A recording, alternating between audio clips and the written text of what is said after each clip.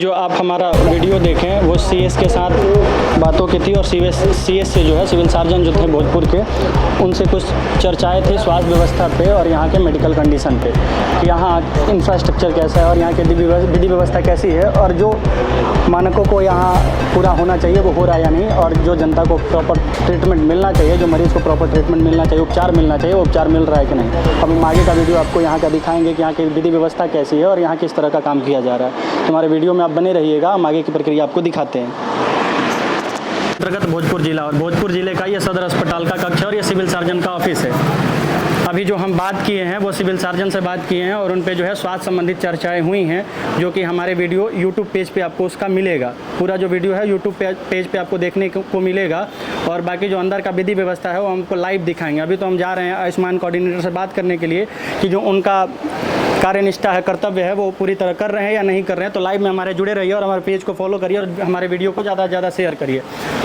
आपको स्वास्थ्य संबंधित सारी वीडियो जो है हमारे फेसबुक पेज पे मिलेंगे। अभी पटना का रिपोर्टिंग हम कुछ दिन पहले की है, पटना का सारा हॉस्पिटल कंप्लीट किए हैं। अभी जो है हम आरा में घुसे हुए हैं और धीरे धीरे आपको आरा का भी सारा वीडियो अस्पतालों का हम आपको जरूर दिखाएंगे। तो हमारे पेज पे बने रहिए और देखते रहिए यहाँ से स्वास्थ्य संबंधी लाचारी और अपंगता को। देखिए ये जो एरिया जाता है वो आयुष्मान ऑफिस की ओर जाता है और आपको आयुष्मान कोऑर्डिनेटर से भी हम बात करवाएंगे आपको और दिखाएंगे यहाँ की विधि व्यवस्था। और आयुष्मान जो कोऑर्डिनेटर हैं वो पूर्णतः काम कर रहे हैं या नहीं कर रहे हैं, कि कहीं काम में उनकी कोताही है, ये भी हम आपको दिखाते हैं और लाइव बताएंगे इस चीज़ को।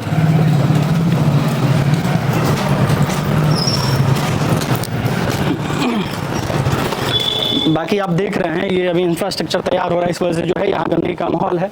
और ये आप दिखाइए यहाँ ये सिविल जो है आरा सदर हॉस्पिटल है और सदर हॉस्पिटल में अभी हम लोग हैं और ये जो है आयुष्मान कोऑर्डिनेटर का कार्यालय है, जहाँ हम जाकर के आयुष्मान कोऑर्डिनेटर से बात भी करेंगे कि उनकी जवाबदेही क्या है, उनके कर्तव्य निष्ठा क्या है और जो काम उनको करना चाहिए वो नहीं कर रहे हैं या नहीं कर रहे हैं। कहीं ना कहीं आपको बता दें कि बिहार में आयुष्मान कार्ड में चरण सीमा पर जो है वो कुव्यवस्थाएँ हैं। कुव्यवस्था ये है कि जब आप प्राइवेट अस्पताल में जो आयुष्मान के अंतर्गत इलाज करते हैं वहाँ आप इलाज के लिए जाइएगा तो आप देखिएगा कि जो इलाज आयुष्मान कार्ड के व्यक्ति को मिलना चाहिए वो नहीं मिल रहा है। ये भोजपुर जिले के अंदर तो देखिए आयुष्मान का ऑफिस है जहाँ से आयुष्मान का संचालन किया जाता है और आयुष्मान से संबंधित जो पदाधिकारी हैं वो आपको यहीं पे मिलेंगे। पूरा आप एक बार कंपाउंड दिखाइएगा, पूरा एक बार कंपाउंड दिखाइए। ये देखिए आयुष्मान कोऑर्डिनेटर से लेकर के आयुष्मान जो भी पदाधिकारी हैं जो भी आयुष्मान का संचालन करते हैं, जो संचालन करता है वो आपको यहाँ पे मिलेंगे। और आप देख सकते हैं ये यहाँ की व्यवस्था है और साफ़ सफाई तो आप देख सकते हैं आपके कैमरे के सामने और आपकी आंखों के सामने है। बाकी हम आयुष्मान कोऑर्डिनेटर से बात करते हैं और दिखाते हैं कि जो आयुष्मान कार्ड की प्रक्रिया होती है, कैसे इलाज किया जाता है, उसमें क्या पैसे लगते हैं और क्या नहीं लगते हैं, उसका इलाज का कितना चार्ज आता है और कितना लाभार्थी को लाभ मिलना चाहिए, वो मिल रहा है कि नहीं मिल रहा है, ये टोटल चीज़ें हम आपको दिखाएंगे। सर स्वागत है आपका हमारे Facebook page Bihar lens by Rajiv में और YouTube page Bihar lens by Rajiv में। सर आपका पद नाम और नाम जान सकते हैं? मेरा नाम चक्रेश कुमार हुआ और मैं ABDM Ayushman Bharat digital mission project coordinator है। तो कहीं ना कहीं जो आपका क्या नाम बताए थे आप? चक्रेश कुमार। और जो यहाँ के वेबसाइट पे दिखता है वो मृत्युंजय कुमार जी शो करता है कुछ, तो वो कौन है? प्रोग्राम कोऑर्डिनेटर है। तो पूरे संचालन की व्यवस्था जिम्मेवारी किन के ऊपर है, आपके ऊपर है कि उनके ऊपर है? तो वो कहाँ मिलेंगे? वो आज लीव पे हैं। तो उनका लीव का अटेंडेंस है जो ऑन कैमरा दिखा सकते हैं कि कैसे अटेंडेंस कैसे बनता है, ऑनलाइन बनता है या ऑफलाइन बनता है? ऑनलाइन बनता है। उसका क्या ऐप का नाम क्या है उसका? CS ऑफिस में लगा हुआ है वो बायोमेट्रिक मशीन। CS कार्यालय में भी हमारी CS से मीटिंग के दौरान बातें हुई हैं, उसका भी रिकॉर्डिंग है। तो मृत्युंजय जी आज लीव पर हैं। अच्छा एक बात बताइए कि कितने पैसे मिलते हैं आयुष्मान के इलाज के लिए मरीजों को? एक परिवार पे 5 लाख रुपए। एक परिवार पे 5 लाख की बीमा मिलती है। तो यहाँ कितने अस्पताल हैं जहाँ आयुष्मान से इलाज होता है प्राइवेट? 11। कौन कौन से अस्पताल हैं और संबंधित बीमारी कौन कौन सी बीमारियों का उस अस्पताल में इलाज होता है? देख लीजिए। तो साथियों ये आयुष्मान कोऑर्डिनेटर के बाद जो कार्यरत हैं उनसे हमारी बातें हो रही हैं और कहीं ना कहीं आयुष्मान कोऑर्डिनेटर जब मिलेंगे कल या परसों जब भी मिल जाए तो उनसे हम बातें करेंगे और आपको लाइव दिखाएंगे उनसे जो भी चर्चाएं होंगी। नहीं मिल रहा है, खैर कोई बात नहीं। अच्छा एक बात बताइए, हड्डी के इलाज के लिए यहाँ कितने अस्पताल हैं जो आयुष्मान के अंतर्गत आते हैं? हॉस्पिटल है, लक्ष्मी नेत्रालय, विश्वराज हॉस्पिटल। जोर से थोड़ा बोलेंगे।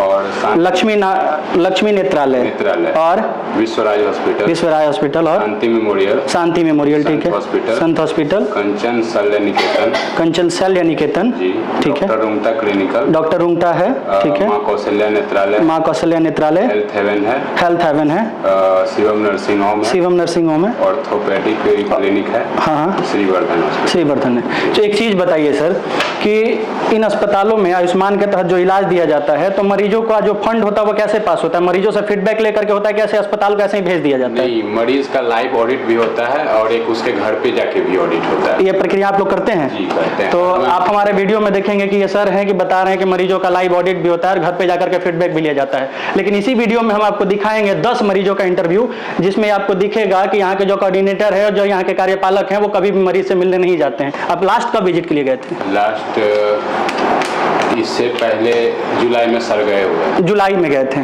कहाँ कहाँ गए थे? अब ये सर ही बता सकते हैं। सर ही बता सकते हैं। अच्छा एक ये सब काम उन्हीं का होता है, ऑडिट करने का काम उनका होता है। अभी तक शिकायतें आती हैं यहाँ पे कि अस्पताल जो है मनमानी करते हैं या नहीं करते हैं? शिकायतें आती है। उस पर क्या कार्य किया जाता है? उसका फिर कंप्लेन भी दिया जाता है। और यहाँ से अगर पब्लिक चाहे डायरेक्ट कंप्लेन करना तो कैसे करेगा? डायरेक्ट कंप्लेन यहाँ पे डिस्ट्रिक्ट हॉस्पिटल में, अगर अस्पताल आने में असमर्थ है तो फिर उसका एक पोर्टल है। कौन सा पोर्टल है? नाम बताइए। अब बताइए, उसके कार्यपालक हैं और आपको पोर्टल का नाम नहीं पता, ये कहीं ना कहीं थोड़ी सी गलानी की बात तो है। हम लोग के अंदर वो नहीं है, वो सब सर ही देखते हैं। सर ही देखते हैं। आपका कार्यनिष्ठा क्या कर्तव्य है यहाँ? मेरा जितना डिजिटल वर्क है उसका मैं तो ये तो डिजिटल ही है ना, पोर्टल को याद करना। ये 2 काम हुआ यहाँ पे जो IT में। अच्छा, ये जो यहाँ लोग बैठे हुए हैं क्या चीज से रिलेटेड बैठे हुए हैं? ये एक बार दिखाइएगा इधर। डिजिटल मिशन से। डिजिटल मिशन से। तो डिजिटल मिशन में कहीं ना कहीं तो डिजिटल आयुष्मान कार्ड का 2 पार्ट है। ठीक है। एक वो 5 लाख वाला जो बता रहे हैं, ठीक है, वो ये इंश्योरेंस पार्ट हो गया, वो ऑफलाइन चलता है। ठीक है। और हम लोग का डिजिटल में हो गया कि हेल्थ से रिलेटेड जितने भी फैसिलिटीज हैं उनको एक सिंगल प्लेटफॉर्म पे ला। आभा मतलब कि आभा जो एक दूसरे को जोड़ती है। छोटा सा पार्ट हुआ। आयुष्मान भारत हेल्थ अकाउंट वो आता है ABDM के अंदर। आयुष्मान भारत डिजिटल। आपने अभी तक कितना इलाज करवाया, क्या इलाज करवाया, उसके अंदर फिट कर दिया जाएगा। हाँ ठीक है। तो अभी आप बोले कि मरीजों से फीडबैक लिया जाता है, लेकिन हम मरीजों का भी वीडियो रखे हैं और अटैच कर देंगे, पब्लिक देखेगी, कुछ लाइव भी चल रहा है। तो उसमें अमूमन 70% मरीजों का कहना यह है कि ना हमसे फीडबैक लिया गया और ना हमको बताया गया कि हमारे आयुष्मान कार्ड से कितने पैसे निकाले गए, और ना कभी कोई पदाधिकारी वहां जांच के लिए आया। उस पर क्या कहेंगे आप? उसका जांच भी होता है। और जैसे लाइव ऑडिट जो होता है ना, हॉस्पिटल में जाके होता है, हर एक पेशेंट से लेना संभव नहीं। चलिए ठीक है, अभी तो आयुष्मान कोऑर्डिनेटर नहीं है, मृत्युंजय जी रहते हैं तो उनसे हम पूरी बातें करते हैं। लेकिन कहीं ना कहीं अगर देखा जाए तो ये स्वास्थ्य व्यवस्था की लाचारी है कि लोग अस्पताल निरीक्षण के लिए नहीं जाते, फिर भी फीडबैक देते हैं कि गए हैं। आयुष्मान में सबसे ज्यादा कंप्लेन अभी आ रहा है कि जिसमें कि नाम गलत है और नाम सुधार करने का इसमें कोई प्रावधान नहीं। तो जब ये आधार कार्ड से लिंक होता है तो नाम कैसे गलत हो गया? आधार कार्ड से लिंक होता है लेकिन नाम लिया जाता है राशन कार्ड से, तो राशन में जिनका नाम गलत है वही नाम आएगा। नहीं, आप देखेंगे तो जब उस प्रक्रिया में जाएंगे तो उसमें आधार कार्ड डाला जाता है, आधार नंबर, आधार OTP 3 टाइम OTP वेरीफाई करता है, पता है आपको? वो सिर्फ आधार लिंक होता है ना, कि आधार से उसका एड्रेस सिर्फ फेच किया जाता है, नाम उसका फेच नहीं होता है। नाम फेच नहीं किया जाता है। तो उसके NHS की गाइडलाइन है कि उसका मतलब ये नेशनल हेल्थ अथॉरिटी, हाँ, उससे नाम सुधार का कोई प्रावधान नहीं है। नाम सुधार का कोई प्रावधान नहीं है। तो मृत्युंजय जी कब कल रहेंगे ड्यूटी पे? कल वो रहेंगे। उनका टाइमिंग क्या है? ड्यूटी का टाइमिंग क्या है? टाइमिंग हम लोग का 10 से 5 है। 10 से 5 है। 10 से 5 के भी अंतराल में आ जाए तो वो मिलेंगे? हाँ, अगर ऑडिट पे कहीं बाहर गए होंगे तो नहीं मिलेंगे। अच्छा, यहाँ आके ही जाएंगे। ऑडिट पे जाते हैं तो यहाँ के सिविल सर्जन को सूचित करके जाते हैं, यहाँ MO मेडिकल ऑफिसर्स को सूचित करके जाते हैं जी। उनके पास तो सूचनाएं होंगी सिविल सर्जन के पास कि वो लास्ट विजिट कहाँ किए थे? नहीं, स्टेट में होगा। स्टेट में मिलेंगे। अगर लोक शिकायत में हम इसको परिवारवाद के रूप में दायर करेंगे तो वो दे पाएंगे इसका व्याख्या? स्टेट से आप ये सारी इन्फॉर्मेशन ले सकते हैं, उसका उनका लास्ट ऑडिट कब था, क्योंकि आप अपना नाम क्या बताए थे? चक्रेश कुमार। चक्रेश जी, आपको एक बात बता दें कि कम से कम 20 मरीज का 20 मरीज का शिकायत ये है, ऑन कॉल और सामने कैमरे के सामने 20 मरीज का शिकायत ये है कि सर हम जहाँ इलाज करवा रहे थे भोजपुर, अभी पटना जिले का हमारे फेसबुक पेज पे देखेंगे तो पूरा पटना जिला कवर है, ठीक है। अभी भोजपुर जिले में हम भोजपुर जिले में जो भी आयुष्मान से प्राइवेट अस्पताल इलाज कर रहे हो, कहीं ना कहीं इलाज में मानामानी कर रहे हैं और यहाँ तक कहते हैं कि जाओ ना यार जाके बाहर इलाज करवा लो। उस पर कोई एक्शन क्यों नहीं लिया जाता आपके पदाधिकारी द्वारा? उस पर यहाँ शिकायत करता भी आए हैं, यहाँ शिकायत करता भी आए हैं। हाँ, यहाँ पे फर्जी कार्ड वाले भी आते हैं जो कि फर्जी पे हम जा ही नहीं रहे हैं, तो हम बता दे रहे हैं कैसा कैसा कंप्लेन आता है। यहाँ पे फर्जी कार्ड वाला भी कंप्लेन आता है और अगर कोई डॉक्टर उनसे पैसा वसूलता है वो भी कंप्लेन आता है यहाँ पे। अगर कोई डॉक्टर मान लिया आयुष्मान की भर्ती होने की प्रक्रिया क्या है, पैसे मतलब कि कब से मिलने चालू हो जाता है इलाज के लिए? जब से आईपीडी में जब से वो भर्ती होते हैं तब से उनका ये स्टार्ट हो जाता है। तो आईपीडी में जब भर्ती होते हैं तो उनका इलाज चालू हो जाता है। अच्छा, एक बात और बताइए कि अभी तक कितने शिकायत आवेदन वैसे इस महीने में आए होंगे जो पैसे लेने के? महीने में नहीं। सबसे ज्यादा किस हॉस्पिटल का शिकायत आता है? कोई पार्टिकुलर हॉस्पिटल चिन्हित किया गया आपके द्वारा? किया गया है, जैसे में लास्ट टाइम ये यहाँ पे है, आपके सामने लिस्ट था, उसमें देख के बोलेंगे। विश्वराज हॉस्पिटल का, उनका क्या शिकायत था? वही कि पैसा लिया गया था। पैसा लिया गया है। हम आपके सामने आपको मार्क करके बताते हैं किन किन हॉस्पिटल का वीडियो हम रखे हैं। आइए, हेल्थ हेवन कुमार जितेंद्र जी, 7 पेशेंट, कितने? 7, ठीक है। अब आइए संत हॉस्पिटल, 6 पेशेंट, यहाँ कंप्लेन गिरा भी है, नहीं भी गिरा हुआ तो हमारे पास वीडियो है, ठीक है। और आइए इधर, ये कौन सा बताए थे? श्रीवर्धन हेरिटेज, 3 पेशेंट, और बाकी आप जो बता रहे वो तो है। तो कितने हो गए? 7, 3, 10, 3, 13, 14 तो हो ही गए हमारे नज़र में। आप यहाँ तो रोज बैठते हैं तो रोज आपको मिलने, उससे ज़्यादा मिलने चाहिए थे। आता नहीं है लोग, आता है लोग। ऑनलाइन जो शिकायत किया जाता है उस पर कोई कार्रवाई होती है? ये कैसे पता चलेगा लोगों को? ये फिर वही बता पाएंगे। तो देखिए, कहीं ना कहीं इनसे बातें करना हमारा निराधार था और जो मुख्य जानकारियाँ थी वो आपको नहीं मिल पाई, क्योंकि जो आयुष्मान कोऑर्डिनेटर थे, जो आयुष्मान पदाधिकारी थे जिससे आयुष्मान की जानकारी ली जा सकती थी, वो यहाँ पे अभी मौजूद नहीं है क्योंकि वो लीव पे हैं। बाकी उनसे हम कल आकर के बातें करेंगे और जानकारी लेंगे कि जो भी यहाँ की प्रक्रिया थी वो किस तरह होती है और आयुष्मान से क्या क्या लाभ है और लाभार्थियों तक लाभ पहुँच रहा है कि नहीं पहुँच रहा है। तो हमारे वीडियो में आप बने रहिएगा। बाकी सदर अस्पताल का हम लाइव वीडियो दिखाएंगे और आपको रिकॉर्डिंग वीडियो भी दिखाएंगे। धन्यवाद। दिखाएंगे आरा का, और इससे पहले हमारा जो भी वीडियो बन रहा था वो पटना जिले में बन रहा था और पटना के सारे अस्पतालों का व्यवस्था दिखाया जा रहा था। लेकिन अभी जहां हम खड़े हैं वो है जिले का सदर अस्पताल आरा, और आरा का सदर अस्पताल का ये सिविल सर्जन का गेट है और सिविल सर्जन के गेट के सामने ये जो है वो नदी बह रहा है। इस नदी में सिविल सर्जन का गाड़ी जो है वो ऊपर से तो पार हो जाता है, लेकिन जो भी जनता है यहाँ पे जो त्रस्त है वो पैदल आता है तो कठिनाइयों का सामना करना पड़ता है। इस पर सिविल सर्जन को ध्यान देना चाहिए था, लेकिन सिविल सर्जन का कहना ये है कि जो अभी इंफ्रास्ट्रक्चर तैयार हो रहा है इसकी वजह से ये गंदगी आपको दिख रही है। और हम आगे और भी चीज़ें दिखाएंगे, आप हमारे लाइव वीडियो में बने आते हैं। सदर हॉस्पिटल का पूरा ब्यौरा देखिए, ये जो यहाँ वेस्टेज प्रॉपर्टी है, जो वेस्टेज प्रोडक्ट्स है, जिसको कहीं ना कहीं यहाँ नहीं फेंकना चाहिए था, ये गंदगी है और इस गंदगी को कहीं ना कहीं आए दिन मरीजों का सामना करना पड़ता है। ये देखिए, ये हैंड ग्लव्स है, गंदगी दिखना ये बिल्कुल अनौचित्य है और कहीं ना कहीं स्वास्थ्य व्यवस्था पे और सफाई व्यवस्था पे अपंगता दिखा रही है। बाकी के लाइव वीडियो में आपको पूरा ब्यौरा दिखाएंगे और पूरे वीडियो को देखने के लिए हमारे यूट्यूब पेज पे जाइएगा तो आपका जो भी रिकॉर्डिंग वीडियो है सिविल सर्जन कार्यालय में बात करते हुए और जो भी बाहर का रिकॉर्डिंग वीडियो आपको हमारे यूट्यूब पेज और फेसबुक पेज पे भी मिलेगा। बाकी आप लाइव पे बने रहिए और देखते रहिए इस वीडियो को। ये जो है सदर अस्पताल आ रहा है और यहाँ अब इंफ्रास्ट्रक्चर का काम तैयार हो रहा है। आप देखेंगे तो ये जो भी वेस्टेज मटेरियल है वो ऐसे ही फेंक दिया गया है। और जो हम मुख्य बातें करने आए थे वो बातें थी आयुष्मान कोऑर्डिनेटर से, जिनका नाम है मृत्युंजय कुमार जी। मृत्युंजय कुमार जी के पास आवेदन आता भी है, आवेदन करता भी आते हैं, लेकिन उनको डरा और धमका करके बाहर भेज दिया जाता है और भगा दिया जाता है कि जाइए आपका काम यहाँ पे नहीं होगा। और कहीं ना कहीं पीड़ित व्यक्ति जाए तो कहाँ जाए, ये सवाल है स्वास्थ्य मंत्रालय से और यहाँ के सिविल सर्जन से कि आखिर में इस तरह का कृत्य एक पदाधिकारी द्वारा किया जाना कितना उचित है और कितना अनैतिक है। बाकी पूरा वीडियो हम आप दिखाएंगे आपको, आप लाइव में बने रहिएगा। देखिए यहाँ जो व्यवस्थाएं आपके सामने हैं और समक्ष हैं। हमारा जो भी वीडियो आपको मिलेगा लाइव ही मिलता है, क्योंकि हम कोई भी मसाला और बनावटी चीज़ें नहीं दिखाते हैं। बाकी कुछ जनता है यहाँ पे जिनसे हम बातें करेंगे, जानेंगे कि यहाँ की क्या व्यवस्थाएं हैं और क्या नहीं है। मरीज हैं यहाँ पे आप? मरीज हैं यहाँ पे? हाँ बोलिए। इलाज के लिए आए हैं? हाँ। पर्याप्त दवाओं की सुविधा मिल पाती है? जो सुविधाएं सरकार की ओर से मिलनी चाहिए वो मिल पाती है? ना, नहीं मिल पाती है। क्या? बाहर से लेना पड़ता है। बाहर से लेना पड़ता है। तो कहाँ से आए हैं आप वैसे? हम ऐसे आए हैं अथी रतनपुर तरफ गांव से। गांव से आप आए हैं? क्या हुआ आपके मरीज को? ऐसे ही मतलब अथी बुखार नॉर्मल दवाएं भी नहीं मिल पाती हैं? नहीं, उसमें खांसी उसी का सिरप नहीं मिल पाता है अच्छा नहीं मिल पाता है ना। तो यहाँ जो गंदगी है वो सीएस ऑफिस के बाहर जो दिख रहा है उस पर यहाँ की पब्लिक आवाज़ क्यों नहीं उठाती है? बोलता है लोग कि सरकार करेंगे बस इसी तरह, पब्लिक डरे नहीं बोलता है लोग, डर से नहीं बोला जाता है।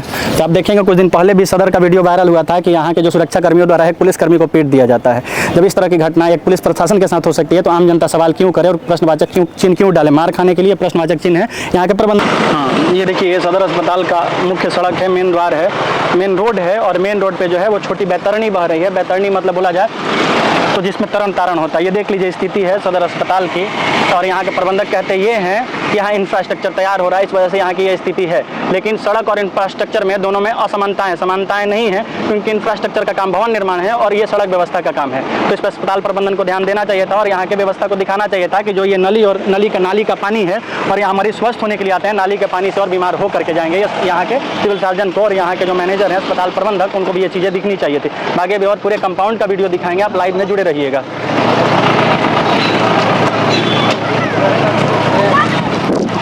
देखिए ये जो है छोटी बैतरणी टाइप की है, ये देखिए। और ये यही नहीं, आप यहाँ भी देखेंगे अगर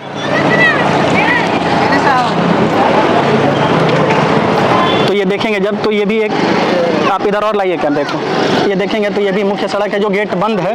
और यहाँ पे जो है आप सोचेंगे कि ये गंगा जी है, तो नहीं, ये गंगा जी नहीं है, ये नाले का पानी है। और इस पानी में जब आप जाइएगा तो जो आपके अंदर की बीमारियाँ हैं वो तुरंत छटपटा के बाहर आएंगी, क्योंकि जो गंदगी व्यवस्था है उसमें साहब अपना इलाज नहीं करवाएंगे ना। साहब को इसमें पैदल आना जाना है, इससे सर्वाइव कौन कर रहा है, इसमें सफ़र कौन कर रहा है? तो साहब तो 4 व्हीलर में कर रहे हैं और एसी कमरे में बैठ रहे हैं। लेकिन जो इस गंदगी का सामना कर रहा है वो है आम पब्लिक, आम जनता। और आम जनता को इस तरह का कष्ट का सामना उठाना पड़ रहा है। बाकी आप बने रहिएगा हमारे वीडियो में। देखिए ये स्थिति है यहाँ की, मुख्य सड़क है ये, देखिए ये मुख्य सड़क है और मुख्य सड़क में ये कहीं ना कहीं लाचारी और अपंगता दिख रही है। बाकी ये देख सकते हैं ये एक कुएं टाइप का है और ये खुला हुआ है। अगर गलती से भी कोई इसमें गिर जाता है तो इसकी जवाबदेही कौन लेगा? तो सिविल सर्जन तो लेंगे नहीं, यहाँ के प्रबंधक महोदय लेंगे। क्यों? क्योंकि वो बोलेंगे कि हमारे कर्तव्य निष्ठा से और कार्य समिति से बाहर का चीज़ है। और भी अंदर की चीज़ें हम दिखाते हैं।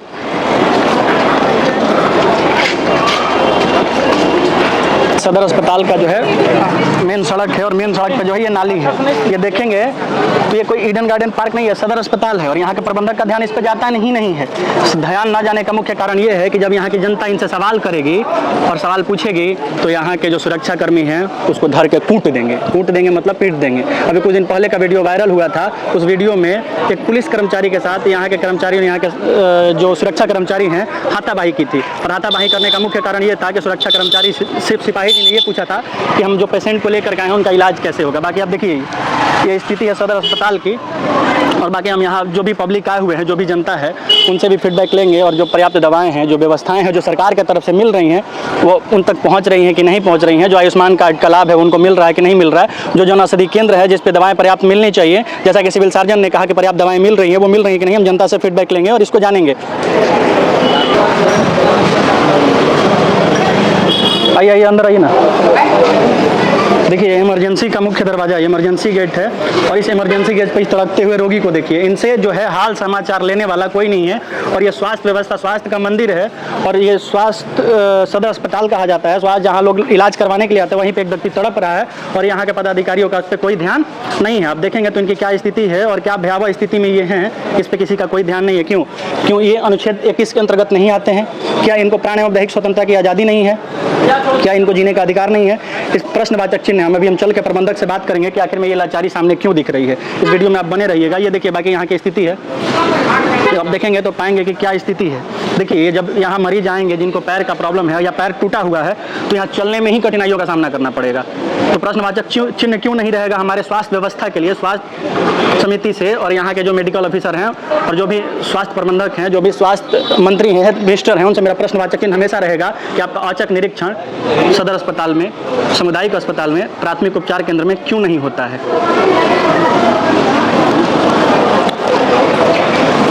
अस्पताल प्रबंधन से इस पर हम बात करते हैं।